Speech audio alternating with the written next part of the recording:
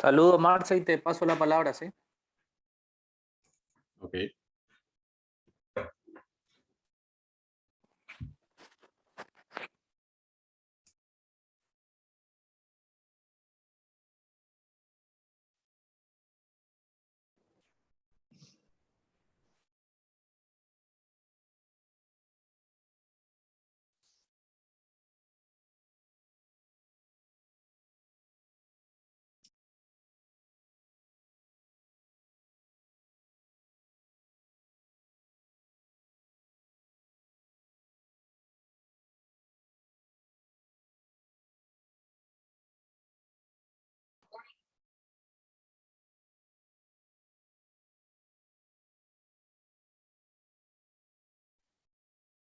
Buenas tardes, estimados docentes. Gracias por acudir nuevamente a la convocatoria realizada por este trabajo que estamos teniendo de forma colaborativa con las escuelas de robótica, específicamente con la línea Robotic Project. Agradecerles a los facilitadores que hoy nos acompañan, en este caso Marcelo Benítez, que va a estar con ustedes hoy en este encuentro. Les transmito también el saludo de todo el equipo del SPEN, el director ejecutivo, pedagógico y de gestión y administración.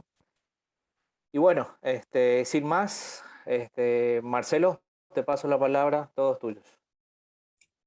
Buenas tardes, mi nombre es Marcelo Benítez, soy el coordinador pedagógico de la Escuela de Robótica y junto con Juanjo Aidas, que es el psicólogo de la escuela, parte del equipo pedagógico, vamos a brindarle este pequeño taller de lo que es el marco pedagógico para encarar proyectos de robótica, ¿sí?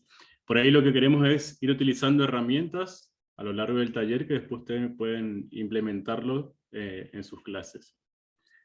¿Me querés saludar, Juanjo?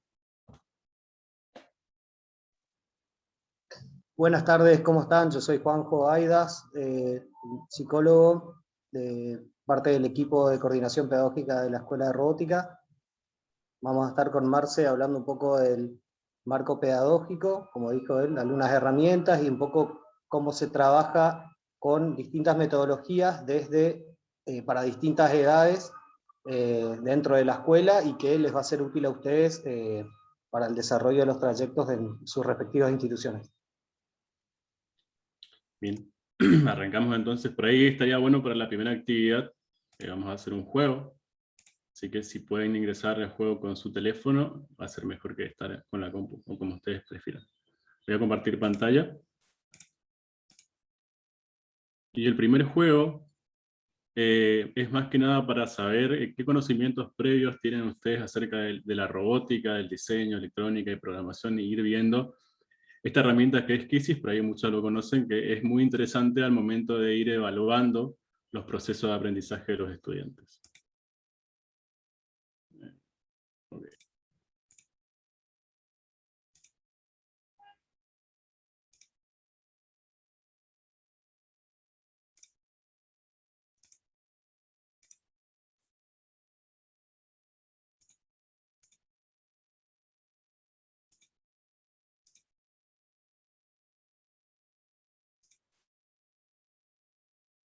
Bien, tienen que entrar a esta página y colocar este código, ¿sí?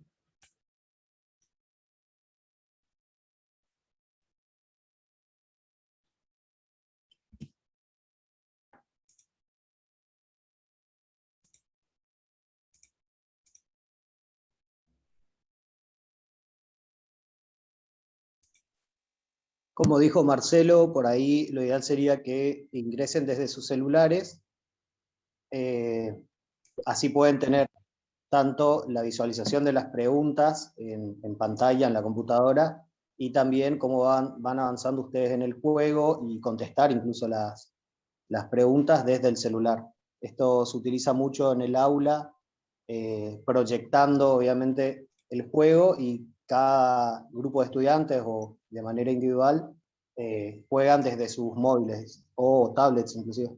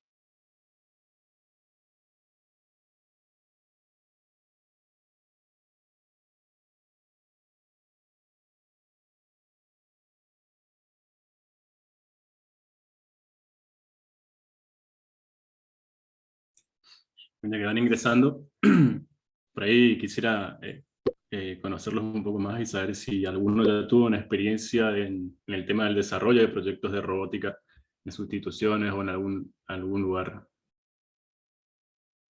Creo que tienen permiso de desactivar micrófonos. Si quieren charlar un rato, presentarse.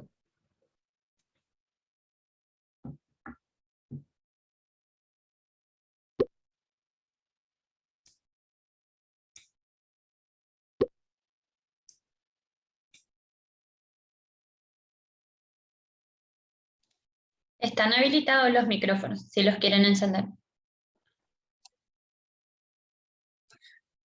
Hola, buenas tardes. Me presento, yo soy Andrés, soy del INSI de Capiolí. Nosotros, tanto en el nivel primario como en el secundario, ya hemos desarrollado proyectos de robótica. En el nivel secundario participamos del programa Suma tu Escuela, allá por 2017, en la primera cohorte de ese programa, y presentamos luego nuestro trabajo en El Dorado, cuando se hizo la gala de la zona norte, de la zona Ruta 12. Ahí los chicos del INSI secundaria habían hecho un robot aspiradora que habían presentado con Arduino, y bueno, lo particular de este robot era que la aspiradora en sí la habían fabricado ellos con restos de botellas y silicona básicamente, y un motorcito reciclado. Y bueno, desde ahí hasta la fecha, todos los años continuamos en la secundaria trabajando con proyectos de robótica. Este año particularmente, atravesados por la pandemia, los proyectos versaron más que nada por dispensas de alcohol, termómetros automáticos y ese tipo de proyectos en el nivel secundario. Y en el nivel primario también este año se sumó oficialmente, digamos, al Robotic Project, pero ya años anteriores habían tenido experiencias utilizando la robótica como una herramienta didáctica, digamos, del aula.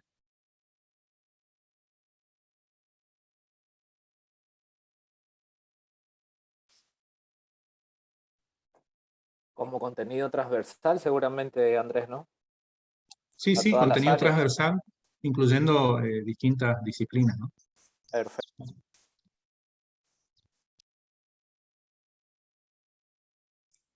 Excelente. Bien, se conectaron al juego 18 personas, somos 37 y ahora vamos a ir conversando a lo largo que avanza el juego. Así vamos a empezar.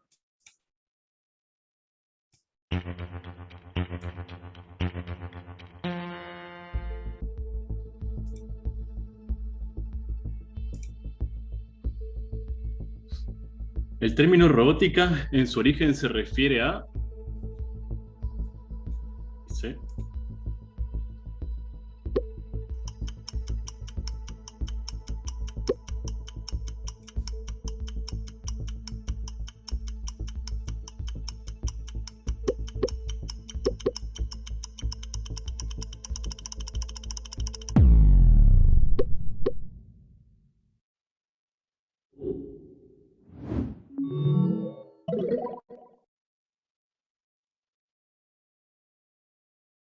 Bien. El término robótica, sí, nace con una comparación, una tautología de lo que era el trabajo esclavo, ¿sí? En la antigüedad habían personas que eran los encargados de cargar bultos, de hacer los trabajos más pesados, sirviendo, digamos, a los del pueblo feudal, y en ese caso, cuando se hizo una obra de teatro, sí, los relacionaron con estas personas porque eran máquinas que no pensaban y que solo hacían esos trabajos forzados por las personas. Sí.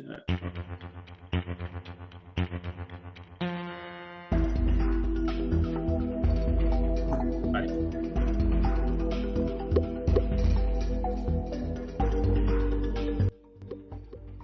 ¿Quién propuso el término robótica? Isaac Asimov. Bueno, son casi todos Isaac Asimov, pero a ver cómo se escribe correctamente.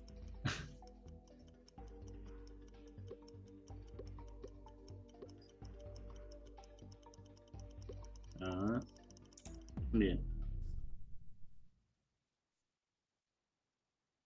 Claro, por ahí, Marce, habría que, ya que pasamos estas preguntas, habría que aclarar que apareció por primera vez en una obra de teatro la palabra robot, que tenía que ver con servidumbre o trabajo forzado. Esta fue acuñada por Karel Capek en una obra que se llama Rossum's Universal Robots, o R.U.R. Es bastante clásica, y ahí es donde apareció por primera vez la palabra robot. Y luego el término robótica como disciplina, sí, ya podemos hablar de Isaac Asimov, que es un escritor, bueno, que escribió bastantes novelas donde se involucraban robots. Una de las más conocidas quizás es Yo Robot, que hizo la película, donde se habla también de las 3 leyes de la robótica.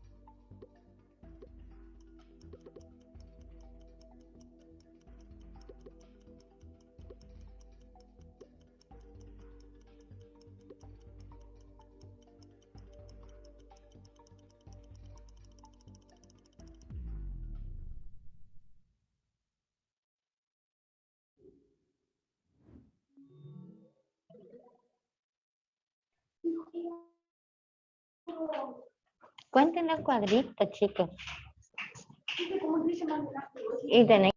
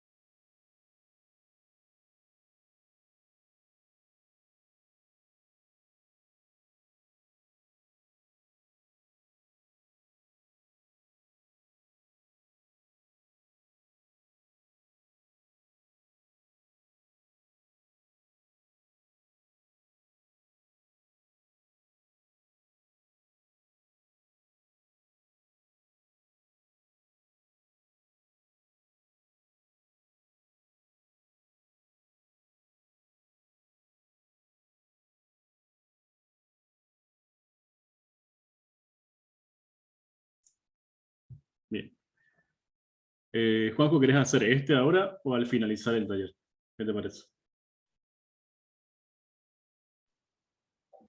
No, yo diría que podemos continuar. No sé si querés acotar algo a las respuestas, a lo que estuvimos viendo en el primer juego, y después continuamos con el segundo, que habla un poco de cuestiones más relacionadas a la pedagogía. Y en general, estuvieron re bien. Se ve que es verdad que ya tienen experiencia en lo que es trabajo con robótica. Por ahí hay preguntas como esta que son confusas. ¿Cuál es la diferencia, por ejemplo, entre un androide y un humanoide Claro, o pueden ser términos humanizado? muy Sí. similares, Entonces, pero 5 sí, personas le pusieron que son robots que se asemejan a las características físicas de un ser humano, y obviamente si lees humanoide, digamos que sería una respuesta que se creería acertada. por ahí estaría bueno también mencionarles que este tipo de juegos se puede utilizar tanto para el inicio de una clase como para evaluar los conocimientos previos, lo que ya saben los estudiantes, eh, digamos, dónde están parados, dónde están ubicados. Se puede utilizar como una actividad de, de desarrollo, digamos, como lo estamos haciendo ahora, y también como cierre para fijar un poco los contenidos que se fueron dando. Es bastante útil y entretenido. Si querés seguimos con el otro juego, se tienen que unir nuevamente. Bien.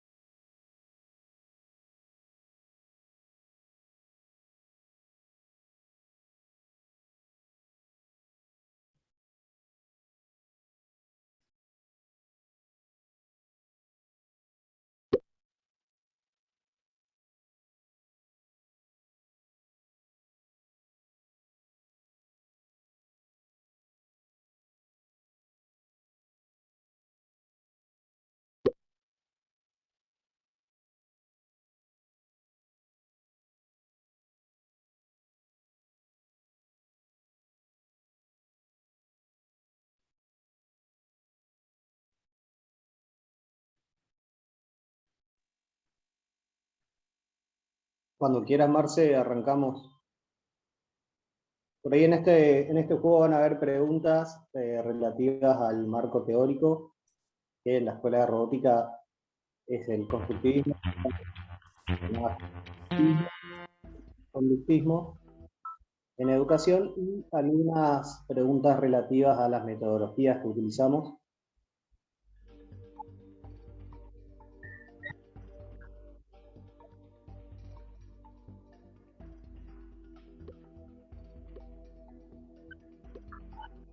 En esta primera pregunta van a tener dos opciones correctas.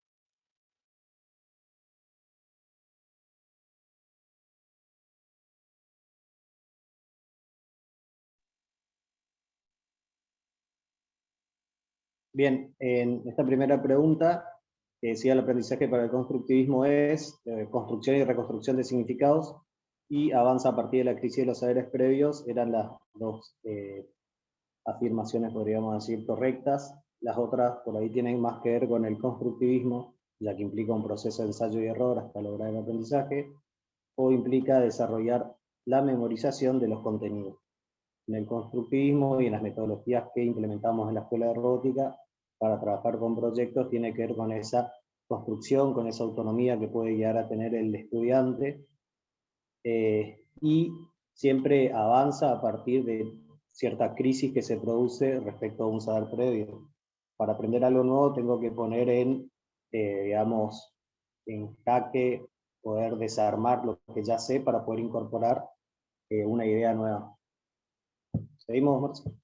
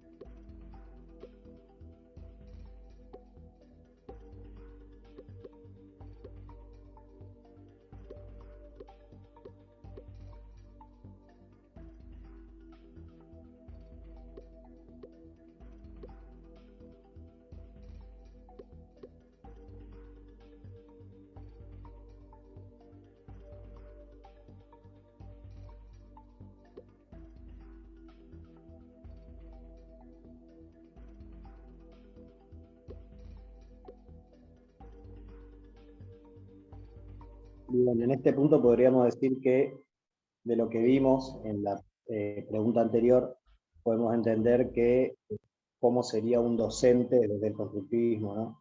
De hecho, no lo llamaríamos docente, sino más bien facilitador del aprendizaje, ya que estimula a investigar, descubrir, comparar y compartir ideas, y también media frente del encuentro de sus estudiantes con el conocimiento. Por ahí la incapacidad que tiene todas las respuestas, o en el sentido de que quizás en el conductismo parecía esa figura del docente como aquel que sabe, aquel que es el que transmite el conocimiento, el que te dice qué es lo que tenés que saber, y el estudiante siempre de una posición pasiva recibe ese conocimiento. ¿Seguimos, Marcelo?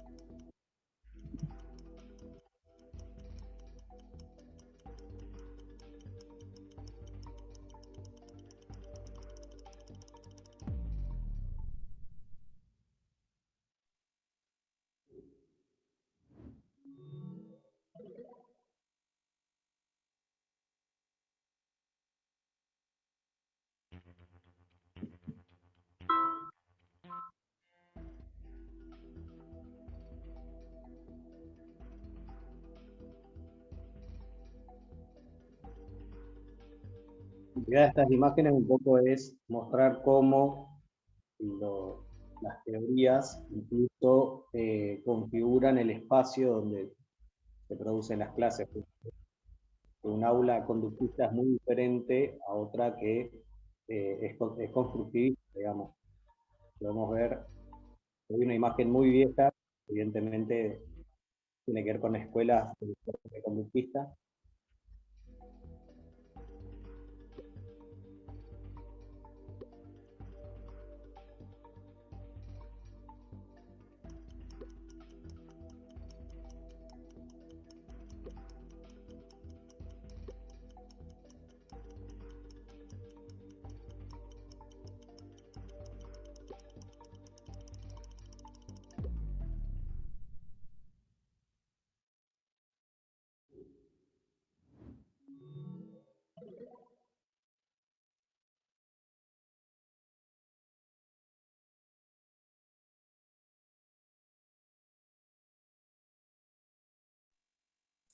La idea por ahí con estas imágenes era ver cómo se configura también desde lo físico, la organización física del aula, la función del docente, el que está adelante, el que imparte el conocimiento hacia todos los que están por detrás, todos en fila, o sea que todos probablemente tienen que aprender de la misma forma, y cómo las otras imágenes nos muestran quizás una circularidad en el conocimiento, donde están todos los estudiantes en una mesa redonda, en igualdad de condiciones, podríamos decir, respecto del saber, con el docente, porque está con ellos trabajando sobre el objeto de estudio.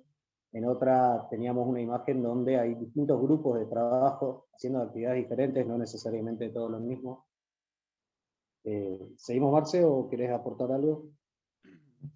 Por ahí me llamó la atención que estas dos fotos tienen 7 y 9 votos.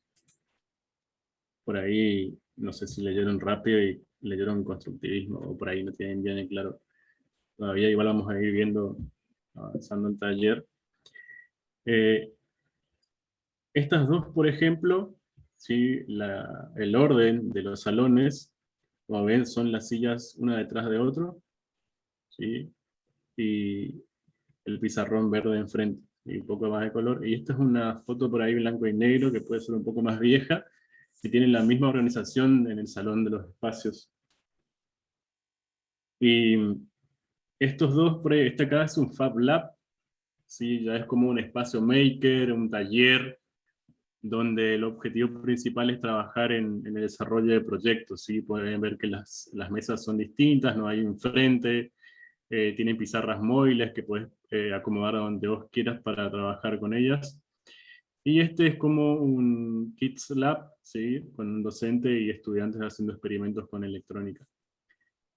Por ahí puede ser que la mayoría de las instituciones hoy en día todavía mantengan esta organización. Si vamos a una escuela común, tienen las mesas todavía así por una cuestión de espacio, pero no es lo único a tener en cuenta para decir si es un aula es conductista o no, ¿sí? Por ahí pueden tener las mesas así, pero se realizan dinámicas, la forma de enseñar es totalmente constructivista o una metodología que utiliza una teoría mixta, ¿sí? Pero es un rasgo característico importante, es un factor a tener en cuenta cuando queremos llevar adelante actividades constructivistas. El espacio, cómo va a estar organizado, también condiciona, digamos, a la participación en el desarrollo de las clases. Bien. Perfecto.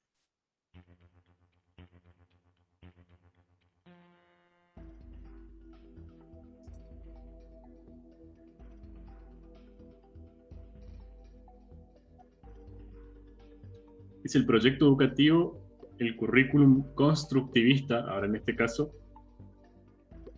como proceso y resolución de problemas, un plan de instrucción cerrado y obligatorio para todos, es abierto, flexible, sujeto a investigación permanente, es una obligación de cumplir con el programa.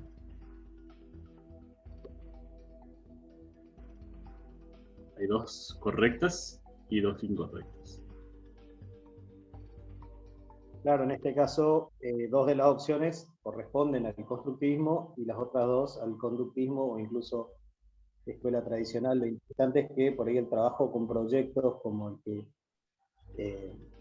vamos a desarrollar puede incluso trabajarse desde las dos perspectivas.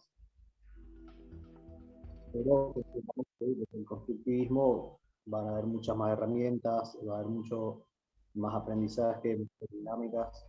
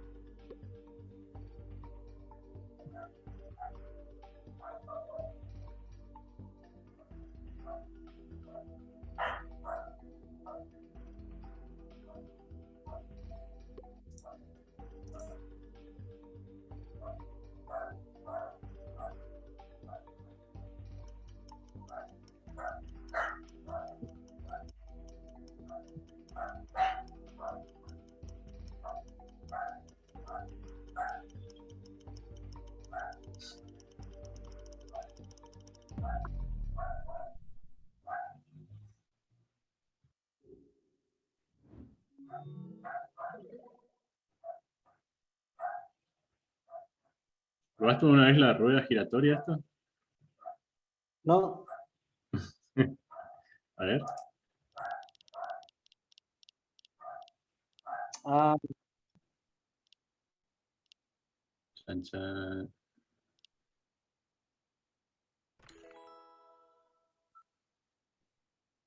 Ahora le puedes hacer una pregunta a Daniel. bueno, Salvo esta vez porque no teníamos preparado eso, pero a tener en cuenta para la próxima. sí.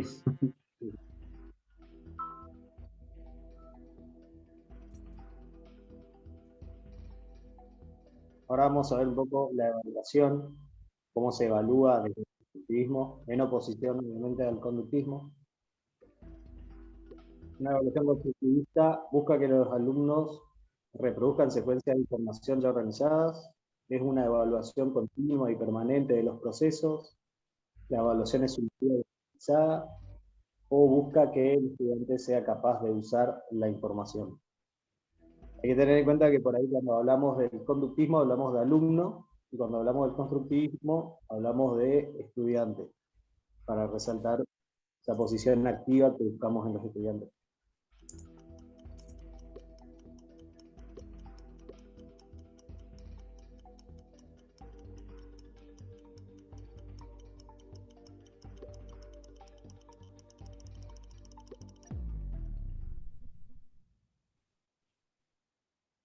Bien, en este caso, la evaluación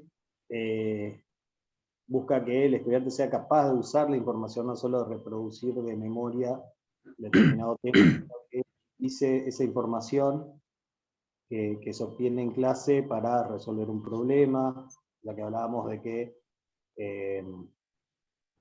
el currículum era abierto, flexible, tenía que ver con un proceso. Entonces la idea es que el estudiante utilice esa información para hacer una síntesis, para investigar, para resolver, para construir algo. Y también tiene que ver con una evaluación continua y permanente de los procesos. No es un momento determinado, cada un mes, cada 2 meses, donde se evalúa, donde solo en ese momento el estudiante tiene que demostrar lo que aprendió, sino con cualquier actividad, en todo momento se lo puede evaluar. Por eso también nosotros hablábamos hoy de que se pueden utilizar plataformas como la que estamos utilizando ahora para evaluar de entrada los conocimientos previos de los estudiantes y ver de qué manera cada uno, en función de lo que ya tenía incorporado, avanza, aprende, se transforma, digamos. En el caso de la robótica, yo veo que es muy común utilizar algoritmos, herramientas o componentes electrónicos y demás, sin comprender bien su funcionamiento. Si, por ejemplo, ocupo una plataforma de programación por bloque, programo servomotores con un sensor ultrasónico, y como utilicé los bloques, yo en realidad puedo llegar a entender la lógica de la programación. pero en realidad no estoy aprendiendo en sí lo que es programación, el código que está detrás de esos bloques. Cuando utilizo un motor, ¿sí? Lo que suelo hacer es siempre que veo que dan clases con motores, le enseñan a conectar con las baterías, interruptores y demás, pero ellos no saben en realidad cuáles son las partes del motor y cómo funciona. ¿Sí? ¿Cuál es el rotor? ¿Cuál es el estator? ¿Por qué gira el rotor dentro del estator? ¿Sí? ¿Qué energías están en funcionamiento ahí? ¿Qué voltajes se pueden utilizar con distintos motores? Entonces, por ahí, en este caso, más que utilizar una herramienta con un fin, como diría, eh, para llegar a un fin que es solamente programar o hacer que el robot funcione también, es necesario que ellos lleguen a la comprensión profunda de todos los componentes, de todas las herramientas que están utilizando. Hay que tomarse el tiempo de que ellos puedan investigar, que puedan hacer experimentos, que también, digamos, lo que suele pasar es que las clases constructivas por ahí son dinámicas, es muy divertido, los chicos se divierten y se van contentos, pero la mayoría de las veces no se hace la fijación conceptual o el cierre de la clase. Hacemos una dinámica re linda donde los chicos aprendieron a hacer funcionar un motor con una batería, un interruptor, etc. Terminaron eso y se fueron a la casa. Pero no hubo una instancia del maestro explicador, porque el maestro explicador, si bien es el centro de atención en el conductismo, en el constructivismo también tiene un rol, ¿sí? De guiar, de ser el guía y el facilitador en todo el proceso, pero al final yo tengo que hacer la fijación conceptual. Bien, ¿le gustó la actividad de hoy? ¿Le gustó jugar con el motor, con esto? Bueno, ¿saben cómo funciona? El motor es un elemento, un componente electrónico que consta de estas partes, etcétera, etcétera, etcétera, y por eso ustedes pudieron hacer que funcione. Y ahí ellos entendieron que toda esa dinámica, que todo ese juego que estuvieron haciendo, era para que ellos puedan aprender el funcionamiento de ese componente o de ese circuito básico. Sigamos. Tenemos media hora y algo.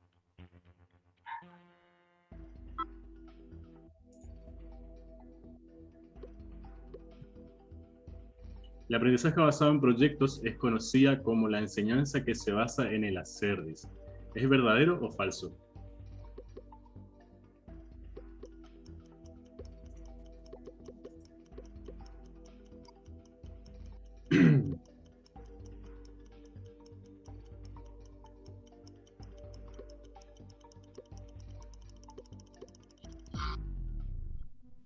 Bien, en este punto habría que hacer igual una aclaración de que por ahí se conoce la enseñanza por el hacer, o la enseñanza puramente práctica, como si existiera una disyunción, una separación entre teoría y práctica. En realidad no. Se trata así de la puesta en práctica de un hacer, de un crear un proyecto, obviamente, pero siempre la teoría está presente. Justamente era lo que estaba resaltando Marcelo, la importancia de la fijación conceptual. Por ahí me gustaría que uno de los tres que puso que es falso, que por ahí diera su postura, si se animan. Por ahí solo estamos equivocados. Y en realidad se basa en otras cosas también, no solo en el hacer. ¿Se animan?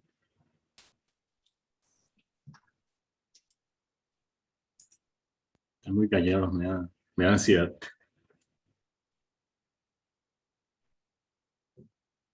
Seguimos antes. Vamos a hacer como que nosotros no nos equivocamos.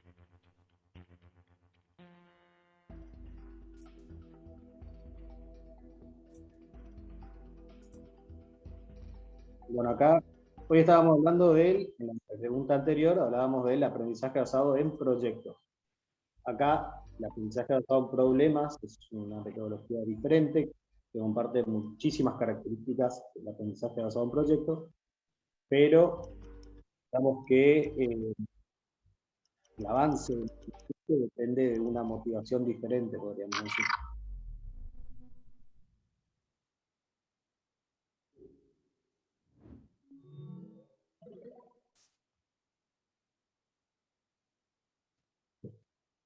aprendizaje basado en proyectos, aprendizaje basado en problemas, aprendizaje basado en retos. Son todas metodologías constructivistas que tienen como centro la elaboración justamente de un proyecto, pero lo que motiva la elaboración de ese proyecto, la finalidad del mismo, es diferente. Es como que una pregunta muy tramposa esta. Sí, era bastante tramposo. Aclaro que no la hice yo, la hizo Juan, para que no me vayan a mí. Claro, está bien, los que resolver problemas, está bien. Obviamente los que te contestaron la resolución de un problema prediseñado también. Por ahí, la que era verdadera tiene que ver con cómo se practica esta metodología dentro de la escuela. En concreto, se utiliza esta metodología para un trayecto que es Maker Junior, si no me equivoco, Marcelo. Sí, pero eso vamos a ver más adelante. Ahí le dejamos picando en el área. Se presenta a los estudiantes un problema prediseñado. Se les hace un planteo y ellos tienen que, con un proyecto, resolver esa problemática. Y ese proyecto duraría toda la cursada. Pero obviamente se puede trabajar desde microproblemas que los estudiantes vayan resolviendo, incluso sin la necesidad de elaborar un proyecto concreto, sino también puede ser una respuesta teórica o un proyecto que no tenga un producto final. ¿Avanzamos? Let's go. Viene bastante fácil. Me estaba riendo recién porque dijeron nos equivocamos de botón. Suele pasar que lees rápido y sabes la respuesta, pero justo le tocaste el botón que no era ahí. ¿Qué quiere decir ABP? Aprendizaje basado en proyectos, aprendizaje basado en problemas, aprendizaje basado en propuestas, aprendizaje basado en prioridades. Y depende. Si vos decís, ¿qué quiere decir ABP según tal autor o tal cosa? Y creo que es lo que estamos hablando ahora. Claro, en esta igual hay dos que son correctas y tienen que ver con las metodologías. ¿Cómo entendemos nosotros de la Escuela de Robótica las metodologías? Así que ABP en español puede ser aprendizaje basado en proyectos o aprendizaje basado en problemas. Lo aceptaron todos. Bien.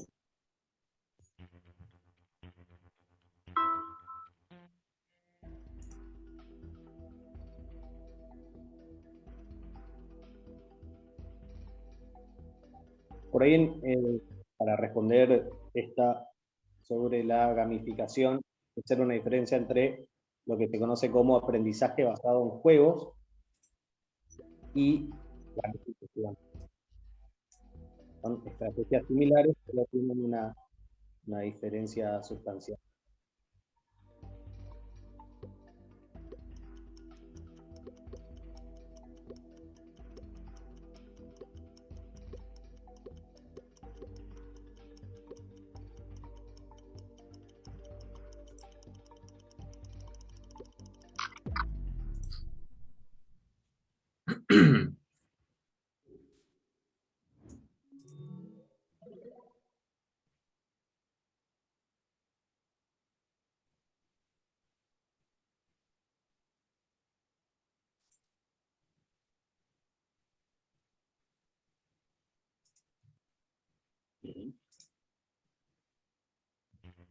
La última.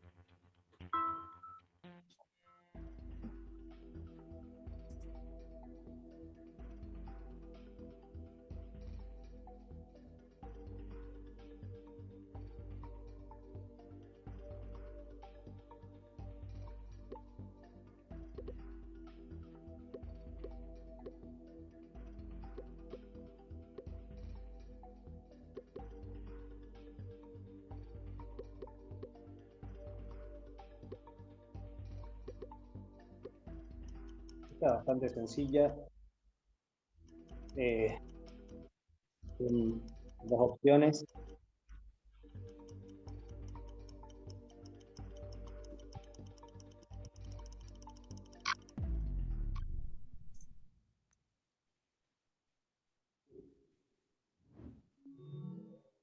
Lo que transmitirle con esto es que estas metodologías, aprendizaje basado en proyectos, problemas o retos, tiene que ver con un aprendizaje inductivo, en el sentido de que se aparta por ahí a la forma tradicional de dar una clase.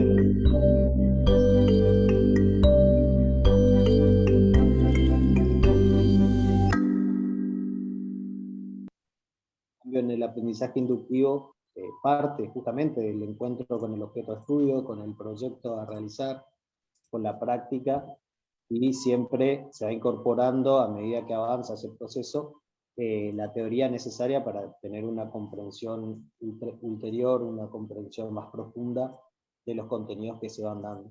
Por ahí siempre, cuando vemos las planificaciones, las planificaciones de la Escuela de Robótica, apuntamos a eso, a que no se guíen tanto por el contenido que quieren dar específico, sino por la etapa del proyecto en la que se encuentran los estudiantes, y en base a eso ver cuáles son los contenidos que se van a dar, los contenidos teóricos.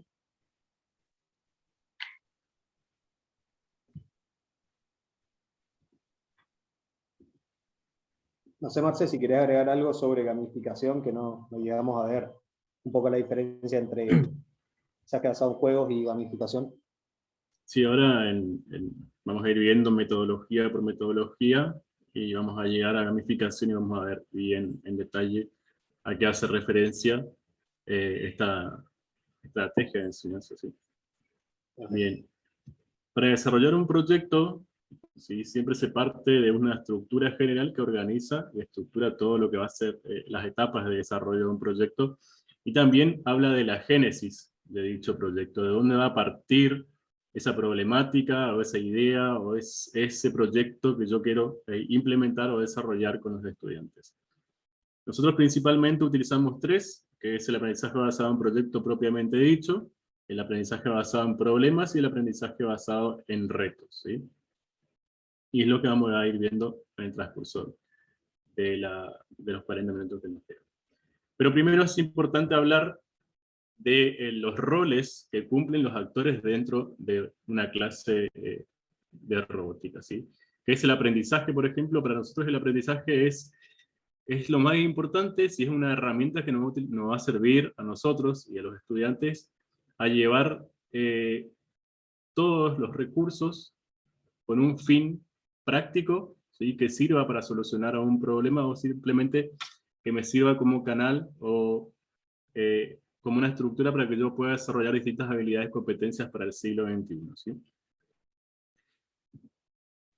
¿Cuál es el rol docente? En este caso el docente es el facilitador, es el co-investigador, es el consultor, tiene siempre un rol activo, y también en ese proceso de enseñanza puede aprender del estudiante y de las propias prácticas. Si ya no es el docente portador del saber, el que tiene siempre la palabra, y el estudiante es el alumno pasivo que va a recibir todos los conocimientos que él desea inculcarle. Y los estudiantes, sí, trabajan con sus facilitadores y también pueden aprender, digamos, con otros expertos. Por ejemplo, podemos hacer actividades con profesionales de la comunidad. Si tenemos una empresa de electricidad o de electrónica, si tenemos distintas instituciones que tienen tecnología en nuestra comunidad, podemos hacer que nuestros estudiantes entren en contacto con estos profesionales y también puedan aprender de ellos. ¿Sí? No solamente van a aprender en el aula, encerrados entre cuatro paredes y compartiendo con nosotros y sus pares, sino que también hace falta sacarlos, ¿sí? Que conozcan el entorno y que vean las actividades que se llevan adelante a nivel tecnología y sociocomunitario. El estudiante siempre va a tener un papel activo, ¿sí? Tratamos siempre de que trabaje colaborativamente con sus pares, y una de las metodologías de agrupamiento y trabajo en equipo que provenamos siempre es el Scrum. El Scrum va parte de una metodología de desarrollo ágil de software, ¿sí? Nosotros lo adaptamos para que sea una metodología de desarrollo ágil de proyectos. Como podemos ver, en el aprendizaje basado en proyectos propiamente dicho, partimos, ¿sí? De un proyecto prediseñado. Esto nosotros trabajamos con los más chiquitos, porque los chiquitos están en el operatorio concreto, ¿sí? Todavía no pueden trabajar con conceptos abstractos.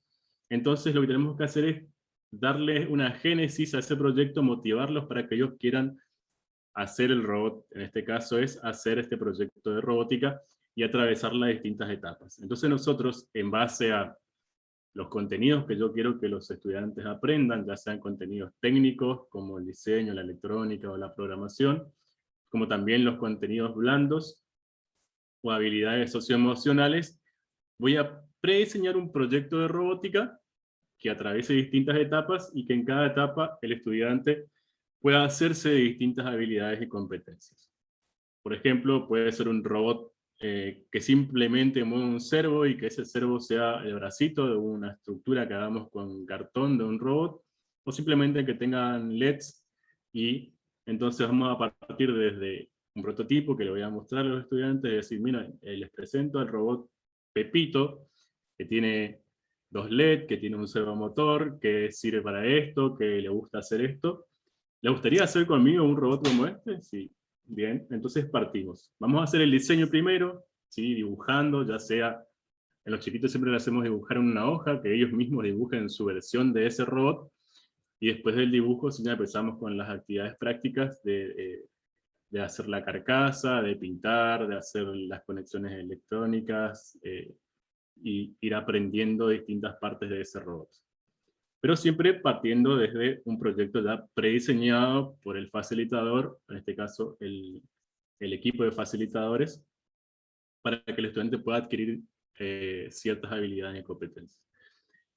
Después, nosotros siempre lo hicimos, digamos, en la metodología más simple a la más compleja en cuanto a las habilidades que tiene que tener un estudiante, o la etapa de maduración cognitiva que tiene que tener el estudiante para poder llevar adelante este proyecto y que les sea posible comprender cada etapa y cada procedimiento. Después continuamos con lo que es el aprendizaje basado en problemas.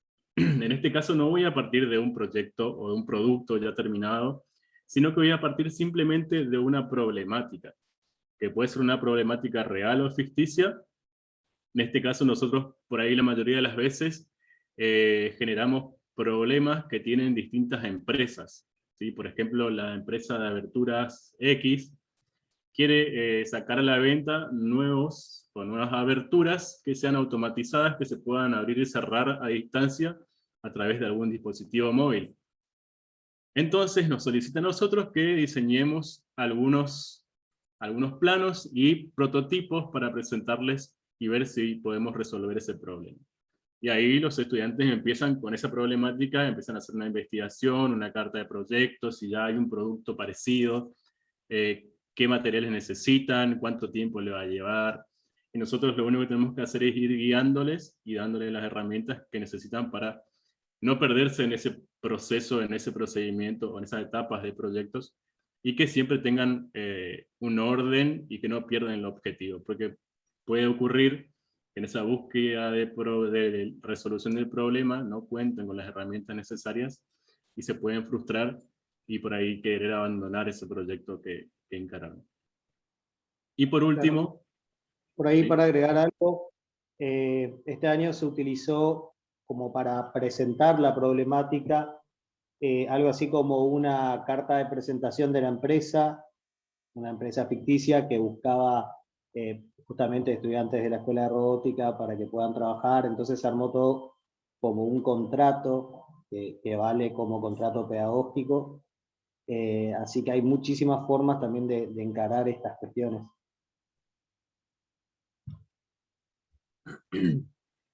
Bien, y por último el aprendizaje basado en retos, que ya surge de una salida al campo.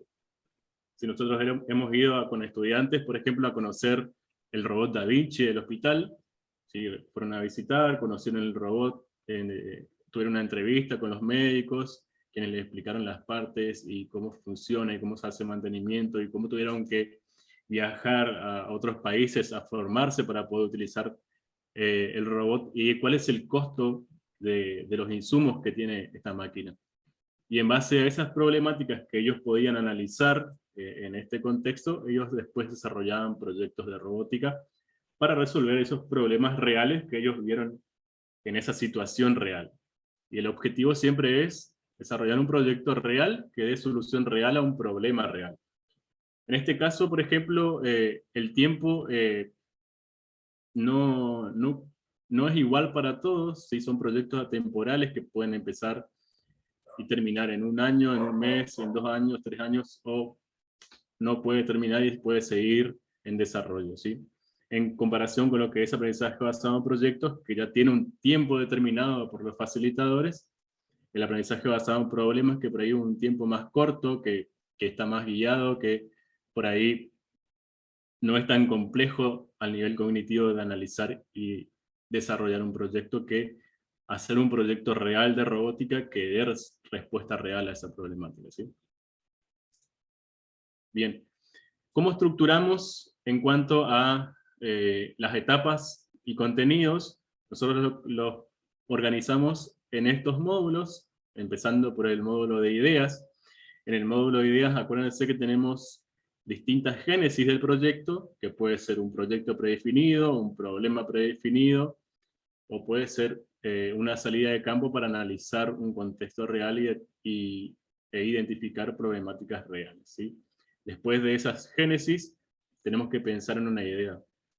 En base a ese proyecto que yo vi, en base a esa problemática que me dieron, en base a esa visita que vi que había varios problemas, ¿qué ideas puedo aportar yo para el desarrollo de un proyecto que sea funcional, que sea estético y que resuelva alguna problemática?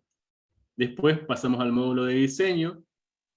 Teniendo la idea, se hace un borrador, que ya puede ser en papel, y después lo diseñamos en computadora, que puede ser un dibujo en 2D o en 3D, dependiendo de cómo voy a desarrollar la parte física de mi proyecto.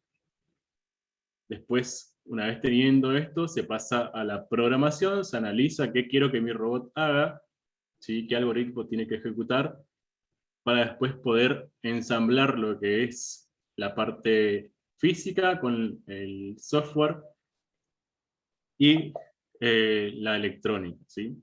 Una vez que tengo todo esto, se hace un análisis de todo mi proyecto, de cuántos recursos utilicé, de cuánto tiempo me llevó, cómo funcionó el trabajo en el equipo, y qué mejoras le puedo hacer a ese proyecto y a la forma de trabajar en conjunto.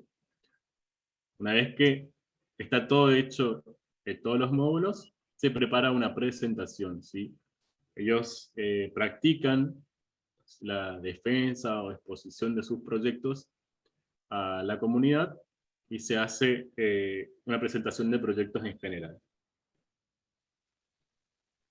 Nosotros, para cada módulo, tenemos ¿cómo se llama lo que tienen en la escuela? El currículum, diseño curriculares, ¿no? Bueno, nosotros tenemos un documento que es la planilla de definición de contenidos para cada módulo, para cada trayecto, ¿sí? Y eso también es un dispositivo que ustedes deberían confeccionar con la institución donde van a trabajar. Bien. Sí, por ahí, Marce, la idea sería, por ejemplo, pensar en uno o varios proyectos, dependiendo obviamente de la metodología que quieran hacer, pero si quieren trabajar desde aprendizaje basado en proyectos, ya preparar una carta de proyecto dividida por ahí en las etapas, o pensando en estos módulos, y en base a eso ir también viendo los contenidos y luego, en base a ese proyecto ya diseñado, empezar a planificar quizás. Es un poco lo que proponemos en la Escuela de Robótica.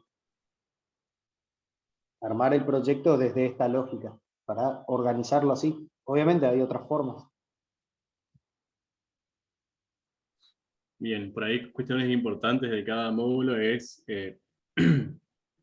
cuando trabajo con un proyecto ya predefinido con los más chicos, es importante hacer el análisis de ese prototipo, ¿sí? Analizar, por ejemplo, cuáles son las partes del robot, qué componentes electrónicos lleva, qué funciones cumple, cómo se programa, cuánto tiempo le puede llevar a alguien a hacer, cuánto complejo es hacerlo. Entonces, para que ellos vayan conociendo las partes y los componentes que se utilizan en este proyecto. En cuanto al problema, es acompañarlos también en el análisis de cada problemática, que puedan comprender bien cada una de las consignas y que sepan cuáles son las herramientas y etapas que tienen que ir desarrollando para poder llegar al objetivo. Y en cuanto al... Bueno, este caso es algo que quedó quedó de la pandemia. Antes salíamos y en la pandemia no podíamos salir a hacer esas visitas, entonces lo que decíamos era generar temáticas. Por ejemplo, contaminación ambiental, ahorro energético, inseguridad, Smart City, y en base a esas temáticas ellos elegían una problemática o problematizaban para poder desarrollar un proyecto en teoría real en base a esas temáticas. Bien, en cuanto al diseño, se parte de principios básicos del diseño con el dibujo, con plastilina, con distintas técnicas para representar gráficamente alguna idea, y para llegar luego a hacer ya dibujos en 2D y 3D computarizados, ¿sí? Siempre se hace un análisis sobre qué quiero, qué forma quiero que tenga, qué componentes electrónicos va a tener, si va a tener actuadores, si va a tener sensores, porque es importante tener en cuenta todas las prestaciones de mi robot para poder elaborar un diseño que sea estético y que sea funcional. Bien, en cuanto a la programación, se parte también de principios básicos, por ahí con los más chicos trabajamos en lo que es algoritmo, pensamiento computacional, con poner el cuerpo, conocer el espacio, y empezar a pensar de manera computacional, ¿sí? Después avanzamos con lo que es lenguaje Logo, que son programaciones a través de bloques, como puede ser Scratch, puede ser EducaBlocks, puede ser MakeBlock, y distintas plataformas que me sirven a mí para programar algún microcontrolador. Bien, también es importante, como habíamos dicho anteriormente, que no es solo programar para que funcione el robot, sino programar para entender la lógica y la estructura de programación. Entonces, cuando hago una programación en bloque, también tengo que analizar el código que me genera, ¿sí? Cuando voy a subir al microcontrolador, analizo cada línea de código con los estudiantes, tratamos de entender la escritura del código y la estructura de programación que tiene.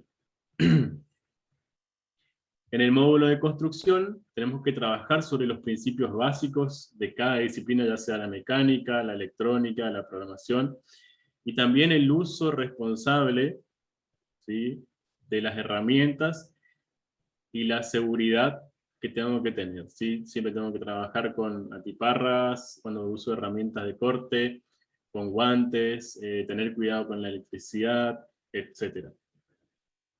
En nuestro caso, cuando empezamos el módulo de construcción, lo primero que se hace es un taller de higiene y seguridad y de uso responsable de las máquinas, ¿sí? Para que no tenga ningún accidente, digamos. Bueno, en la mayoría de los casos. Tiene en cuenta los recursos. Bien, esto es importante. Por ahí suele pasar cuando dejamos que trabajen en equipo, que piensen en un proyecto. Por ahí la mayoría de las veces se encuentran soluciones, pero no son soluciones viables en cuanto a los recursos que contamos en la institución. Por ahí quieren hacer cosas que por ahí el sensor no tenemos, que ellos necesitan, encima que ya hicieron todo el proceso de investigar, de hacer el diseño, bueno, todo el procedimiento, y al final cuando nos dimos cuenta necesitan un microcontrolador que no tenemos, un sensor que no tenemos, un actuador que no tenemos, que tenemos que comprar, no se consigue en Argentina, hay que buscar de China, etc. Entonces sí o sí tenemos que poner en la mesa los recursos que ellos tienen para poder desarrollar el proyecto, para que, digamos, se acoten a esos recursos que pueden ser viables de utilizar. Bien, y analizar, digamos, después también el prototipo cuando está armado, si es lo que diseñemos primero, si cumple con la idea que queríamos al principio, cuáles fueron los cambios que fueron surgiendo, etc. En el módulo de gestión de proyectos es importante registrar por un lado, los registros y los recursos que teníamos, ¿sí? como dijimos, siempre va a haber una fijación conceptual en cada etapa, tiene que haber un registro en la idea, va a haber un registro que seguramente van a escribir, van a dibujar, etcétera. En el diseño siempre van a tener el primer diseño que tuvieron, el segundo, el tercero y el último, y en la programación también los distintos códigos que fueron probando, etcétera.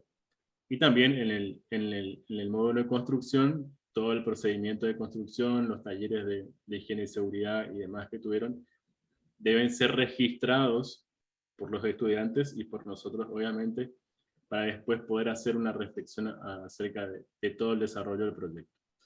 Y en cuanto a la presentación, nosotros por ahí siempre tratamos de que ellos hagan la técnica de elevator pitch, que es básicamente un discurso corto, rápido, y que llama a la participación al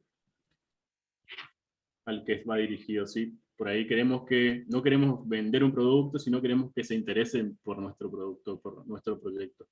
Entonces, la forma en que los estudiantes van a mostrar ese proyecto tiene que ser espectacular. Tiene que valer la pena todo el esfuerzo que tuvieron en cada una de las etapas del proyecto. Si yo trabajé todos los módulos, desarrollé todo mi proyecto, me costó, tuve un montón de cosas que aprender, de herramientas que utilizar y demás, mi presentación tiene que ser mucho mejor que todo el esfuerzo que imprimí en mi proyecto. ¿Sí? Y la mayoría de las veces pasa que los estudiantes se identifican con su proyecto y les sale bastante bien, sale natural, y otras veces pasa que hay que entrenar mucho la exposición para que ellos puedan interiorizar el proyecto y que lo puedan expresar ya sea a sus padres o a una persona que quiera conocer lo que están haciendo. Y volví a empezar. Además, por ahí, Marce, como se trabaja también en equipos donde cada uno, o algunos un grupo cumple un rol, otro rol diferente, también hay un rol de comunicador. Quizás no necesariamente todos van a participar de manera activa en la presentación, quizás sí el comunicador, por ejemplo, pero bueno, eso depende también de la naturaleza particular de cada grupo.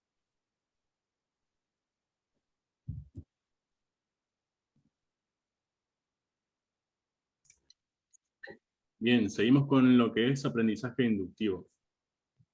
Una de las preguntas del quiz era esa. ¿Alguien se acuerda a qué hacía referencia? Creo que todos acertaron esa pregunta.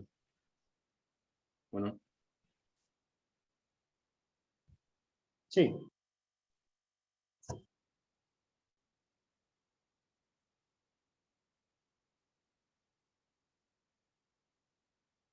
Vamos a girar la rueda.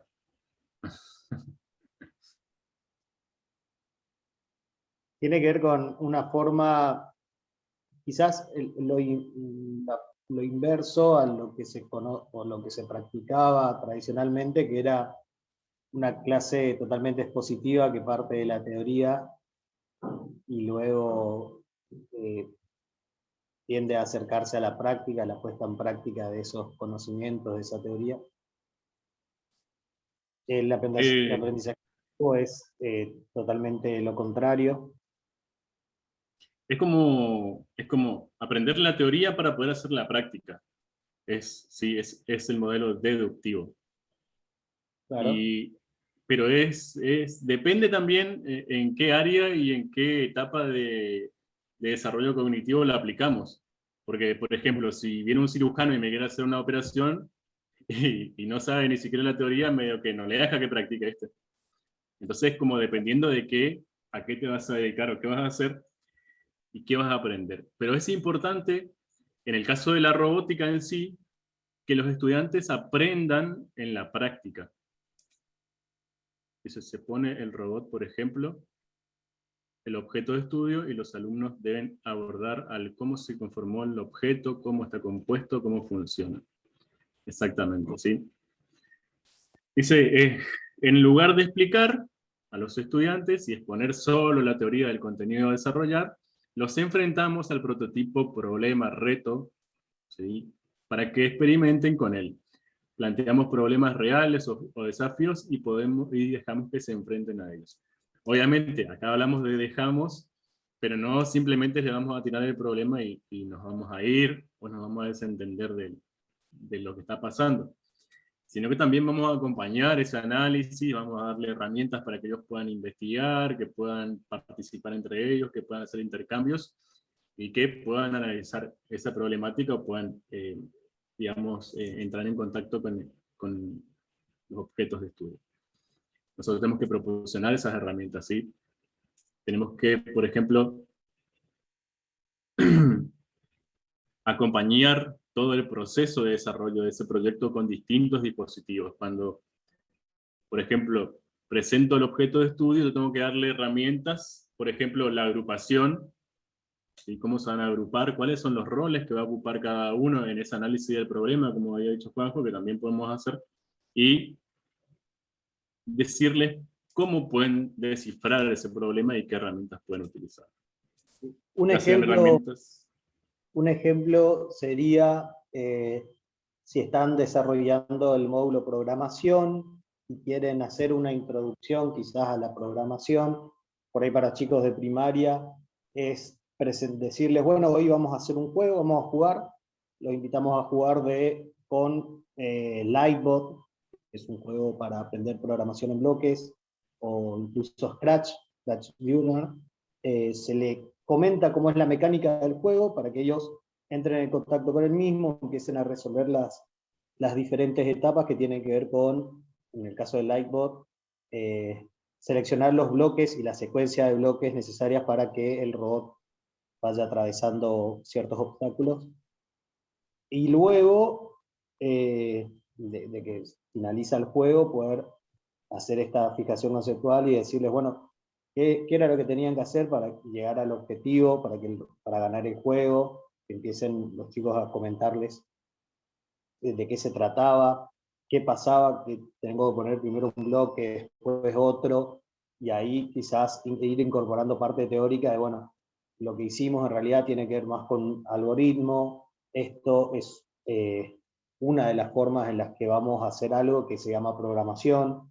De esta misma manera vamos a darle vida a nuestro robot, a nuestro proyecto. Eso sería por ahí un ejemplo de aprendizaje inductivo, utilizando herramientas actuales. Exactamente. En síntesis, es partir desde la experiencia para conceptualizar después. Así los estudiantes con sus conocimientos y experiencias previas ya pueden conceptualizar lo que nosotros queremos de manera más, a mí me gusta decirle más humana. Es más humano aprender así que tratar de mecanizar un concepto y después con ese concepto memorizado ir a tratar de deducir qué tengo que hacer en la práctica. Bien, este es el tema que le gusta a Juanjo, la gamificación. Bien, como habíamos visto en el Quizzes, la gamificación es trasladar todas las mecánicas del juego a una situación didáctica, ¿sí? A un aula para que los estudiantes puedan aprender. Pero hay distintos tipos, ¿sí? La gente suele confundirse más que nada con lo que es aprendizaje basado en juegos. El aprendizaje basado en juegos simplemente es yo hago un juego, un solo juego que voy a hacer en una clase, y ese juego es para que ellos por ahí puedan poner el cuerpo y puedan aprender algo en la clase, con un solo juego. Pero la gamificación es una mecánica del juego que consta de distintas etapas, que consta de un sistema de puntos, que tiene un tiempo más largo de desarrollo, puede ser toda una unidad o todo un año que esté gamificado, y tiene distintos instrumentos y factores que van a afectar al procedimiento de los juegos. Se trabaja en equipo, hay un sistema de medallas, de premios, de castigos, como si fuera un videojuego o un juego real. Claro, hay un relato. Hay una narración, ¿sí? Hay una narración de toda la historia, parte con una introducción que nosotros podemos desarrollar, por ejemplo, un video que haya un personaje que cuente una historia y que ellos puedan identificarse con algún personaje de esa historia, que ese personaje tenga un problema y que él tenga que ayudarle al personaje a resolver por medio del diseño, la electrónica o la programación, y que cada tarea, cada desafío que cumpla, tenga un punto, una insignia o algo que muestre el progreso que está teniendo el estudiante o el equipo en este caso. ¿Sí? En realidad esta es una metodología que nació en el área empresarial, ¿sí? Para estimular o formar a los empleados. Distintas empresas utilizan lo que es el breakout o el escape room, que son metodologías gamificadas para que ellos puedan por ahí, por un lado, vincularse con sus compañeros de trabajo, como también adquirir distintas habilidades y competencias que enriquecen los procesos productivos. En este caso, nosotros lo aplicamos en la escuela para que los estudiantes puedan vincularse entre ellos, para que puedan desarrollar habilidades y competencias, y para que puedan, digamos, llevar adelante una unidad mucho más divertida. Hay unas franjas en gris que no permite ver en totalidad. Debe ser los menús del Zoom. Ahí voy a cerrar y me dicen si no puedo leer, así que díganme, decime Juanjo si cierro este y cierro. Ahí se ve todo. Ahí se ve, Marce. Sí, por ahí otra diferencia que puede ser es que cuando hablamos de aprendizaje basado en juegos, hablamos de juegos que utilizamos para desarrollar una clase, para enseñar algo, para transmitir algo, pero son juegos creados con fines lúdicos. Digamos que son juegos que podemos usar tanto para divertirnos, para jugar por jugar, o para aprender. También supone que con todo juego algo se aprende, esté o no eso presente, digamos. Y cuando hablamos de gamificación, son juegos, pero no con fines lúdicos, sino con fines educativos. Por eso Marcelo hablaba de trasladar al desarrollo de una clase toda la mecánica del juego, pero dejando de lado quizás la parte lúdica, no como algo principal.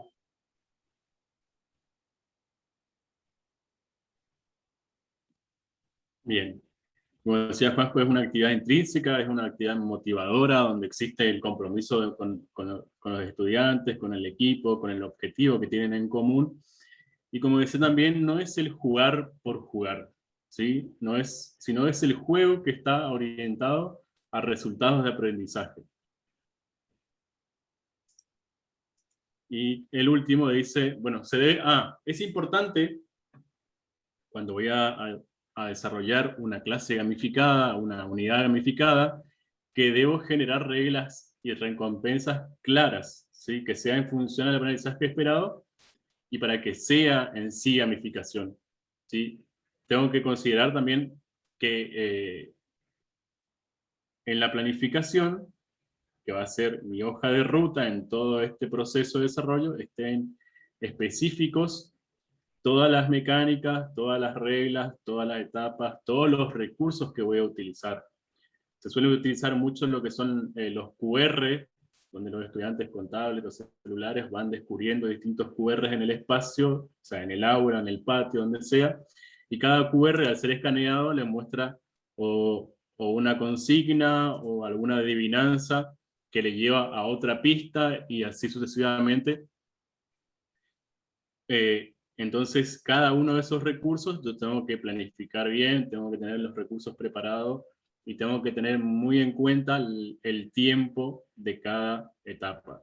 Lo que solemos hacer siempre cuando hacemos estas actividades es poner un cronómetro, decirle, bueno, tienen tantos minutos para resolver este enigma.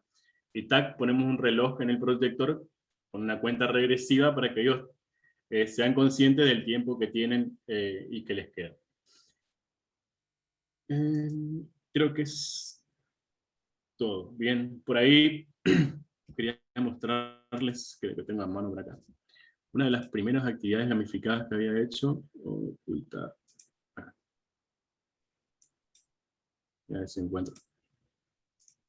Que fue una actividad que a los estudiantes les había gustado mucho. Igual todo lo que usamos en la clase después vamos a compartir con ustedes. La presentación, las herramientas y recursos. Bien, esta fue una de las actividades que en realidad fue una evaluación que llevamos adelante una vez con estudiantes del Team Maker, son estudiantes de 15, 16 años, y se llamaba Robotic Factor, ¿sí? Constaba de 3 rondas, era un juego, ¿sí? ¿sí? De 3 rondas, era un trabajo en equipo. En la primera ronda se llamaba Circuit Boom, y lo que tenían que hacer ellos es, a través de una imagen que estaba pegada en un lugar, ellos tenían que en una mesa, digamos, colocar todas las etiquetas a los componentes. ¿Sí? Teníamos una mesa llena de componentes electrónicos con un montón de etiquetas, y ellos tenían cierto tiempo para etiquetar todos los componentes. Mientras tanto, los otros grupos esperaban su turno, y en una pantalla, en un Excel, poníamos el nombre del grupo, los participantes y el puntaje que sumaba, o el tiempo que sumaba en cada desafío.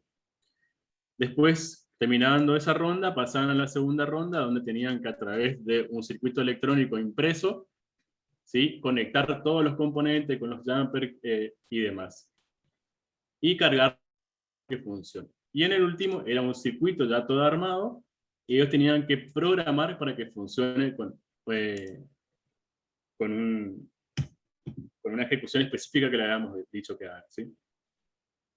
Después de todo eso, hicimos un quizzes, donde vimos todos los componentes, todos los circuitos que habían hecho, vimos cuáles fueron los puntajes que tuvieron, y los estudiantes en la devolución nos dijeron que les gustó mucho la actividad, que por qué las clases no son así, siempre, nos habían dicho.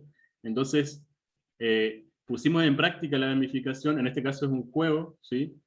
Y vimos que motiva a los estudiantes, y en realidad es una actividad que va más allá de, si nosotros decíamos vamos a tener una evaluación hoy, y le tomábamos todos los conceptos que teníamos acá, por ahí va a ser una actividad un poco más engorrosa para ellos y también para nosotros. Bien, llegamos, nos quedan 3 minutos para preguntas, consultas, dudas, sugerencias. Voy a cerrar mi presentación. No, es acá.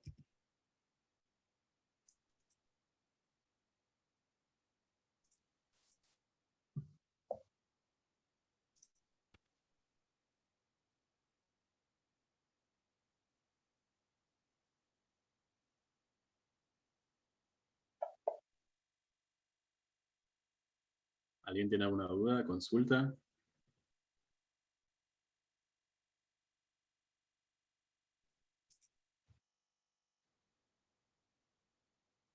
¿No? Bien. Entonces damos por finalizada la clase de hoy. Mañana a la misma hora por el mismo canal tienen una clase de, si no me equivoco, de electrónica o de programación. Así es. Completen un link de asistencia, por favor, que le vamos a estar enviando por ese medio el link para mañana, ¿sí? Como lo dijo Marcelo recién, en la misma hora, ¿ah? Por la misma vía. Los recursos, por ejemplo, que se utilizó hoy, Hugo, ¿se sube a un aula virtual o compartimos en un drive o le mandas por correo a todos? ¿Cómo vamos a hacer eso?